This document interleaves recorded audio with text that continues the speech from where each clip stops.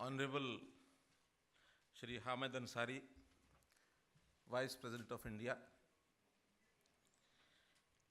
His Excellency Rani Vikram Singhe ji, Prime Minister Sri Lanka, His Excellency Mr. Bimalendra Nidhi, Deputy Prime Minister of Nepal, respected Shri Suresh Prabhu ji, Union Minister of Railways, other dignitaries, and all the delegates. Let me at the outset, on behalf of more than 25 million people of Haryana, and on my own behalf, extend a very warm welcome to the delegates from different parts of the world who have come to participate in the third Counter-Terrorism Conference. I congratulate India Foundation for taking the initiative to organize this meet and appreciate its decision to make Haryana, which is celebrating its Swarn Jayanti year, a partner. It is our proud privilege to co-host the conference. India has been and remains a victim of international terrorism.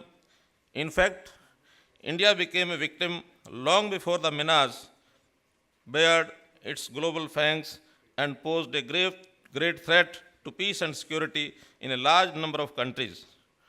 Today, it has snowballed into a full-blown, multi-dimensional and multi-headed global security threat. My state, Haryana, suffered the brunt of terrorism during the days of militancy in Punjab. Not that the threat has blown away. Since Haryana surrounding the national capital Delhi, on three sides, the threat looms. There could be no better time than this to put our heads together and work out strategies to counter terrorist activities effectively and decisively.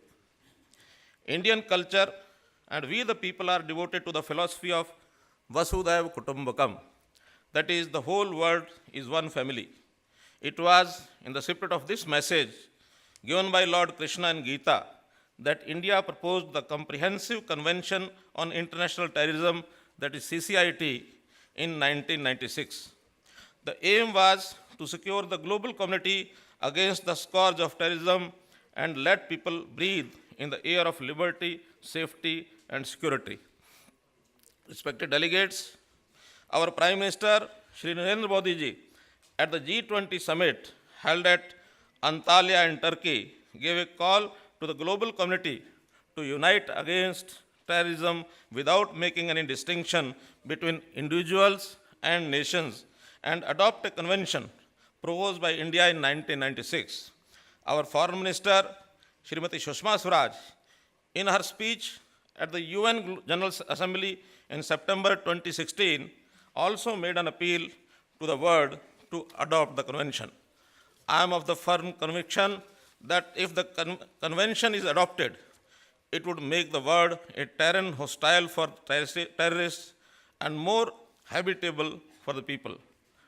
It would lay ground for the signatories to coordinate and calibrate their actions to deny the terrorist groups access to weapons, funds, manpower, and safe havens. The need for this can hardly be overemphasized. For life, growth, and prosperity hinge on peace, safety, and security, something that terrorists all over the world are put to disrupt.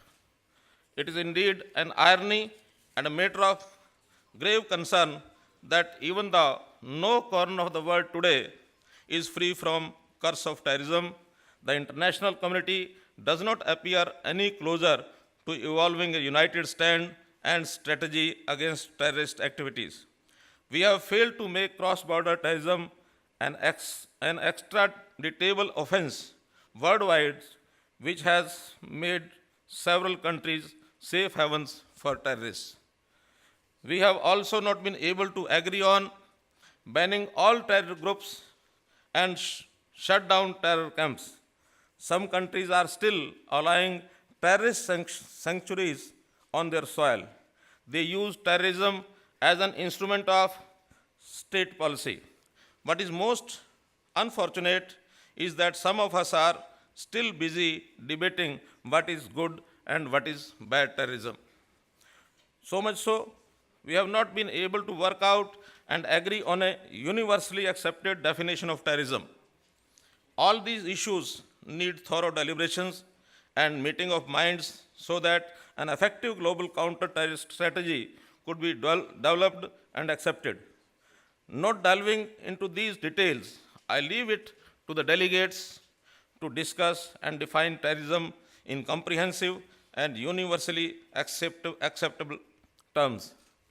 Ladies and gentlemen, international terrorism has many dimensions. Gone are the days when terrorism could be defined merely in terms of acts of violence and mass murder.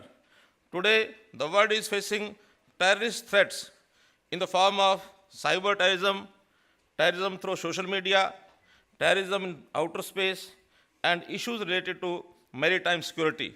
The list goes on and on. We need to work together to identify these challenges and devise protocols and norms to take them head on. We should not stop short of bringing all countries on the same page and show a strong resolve to combat terrorist activities in a collaborated and coordinated manner. Lot of factors are fueling global terrorism. These include religious fundamentalism, poverty, historical baggage, policies of socio-economic exploitation, desire to colonize economic resources, unemployment, unprincipled use of social media, unethical practices in cyberspace, sectarian interest of different kinds, and quest for political hegemony. Such youths as suffer from identity crisis or feel alienated on account of one reason or the other from the mainstream society get radicalized easily and bite the bait thrown by the protagonists of terrorist ideology. It would also be timely and relevant for this conference to figure out the root cause of international terrorism. And while doing so, let us not forget that terrorism breeds terrorism. We need to brainstorm thoroughly and devise a comprehensive counter-terrorism strategy that would make the world an inhospitable place for the sinister practitioners of terrorism in all forms. I am confident that the conference, representing various stakeholders having required knowledge and experience from all over the world, is uniquely placed to work out a workable and effective global counter-terrorist framework. I would like to conclude by quoting our Prime Minister Narendra Modi, who said, "Let us rise above politics, divisions, discrimination, and distinction between good and bad terrorists, and adopt the Comprehensive Convention on International Terrorism, that is CCIT, proposed by India." Once again, I welcome you all and thank India Foundation for giving Haryana the opportunities to be the co-host of this conference. Jai Hind.